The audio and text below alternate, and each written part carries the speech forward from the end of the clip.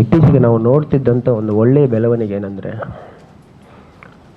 ನಮ್ಮಲ್ಲಿದ್ದಂಥ ಎಲ್ಲ ಮೀಡಿಯಾದವರು ಹಾಗೂ ಅಡ್ಮಿನಿಸ್ಟ್ರೇಷನ್ ಎಲ್ಲ ಒಟ್ಟಿಗೆ ಒಂದೇ ಡೈರೆಕ್ಷನಲ್ಲಿ ಹೋಗ್ತಾ ಇರೋದು ಕಾಣ್ತಾ ಇದೆ.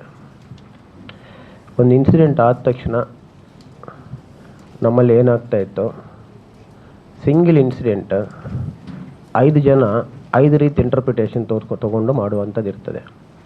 ಅದು ಹೇಗೆ ಆಗುತ್ತಂದರೆ, ಎಲ್ಲರೂ ನಿಜನೇ ಬರೀತಾರೆ.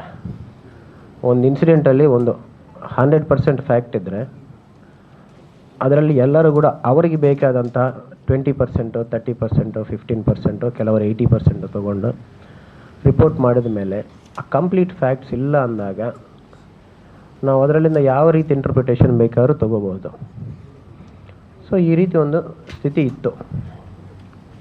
ಬಟ್ ಸದ್ಯಕ್ಕೆ ನಾವು ನೋಡಿದರೆ ಕಳೆದ ಕೆಲವು ದಿವಸದಿಂದ, ಎಷ್ಟೋ ತಿಂಗಳಿಂದ ಪ್ರತಿ ಇನ್ಸಿಡೆಂಟ್ ಯಾವುದೇ ಆಗಿದ್ದರೂ ಕೂಡ ಕರೆಕ್ಟಾಗಿ ಫ್ಯಾಕ್ಟ್ಸ್ ಆಧಾರದ ಮೇಲೆ ಆದಷ್ಟು ಫ್ಯಾಕ್ಟ್ಸ್ ಕಲೆಕ್ಟ್ ಮಾಡಿಕೊಂಡು ಮಾಡುವಂಥದ್ದು, ಮತ್ತು ಇಮಿಡಿಯೇಟಾಗಿ ಒಂದೇ ನಿಮಿಷದಲ್ಲಿ ನಾನು ಫಸ್ಟ್ ಬ್ರೇಕ್ ಮಾಡಬೇಕು ಅನ್ನೋ ಇದರಲ್ಲಿ ಹೋಗಿ ಪಾರ್ಷಿಯಲ್ ನ್ಯೂಸ್ ರಿಪೋರ್ಟ್ ಮಾಡುವಂಥದ್ದು.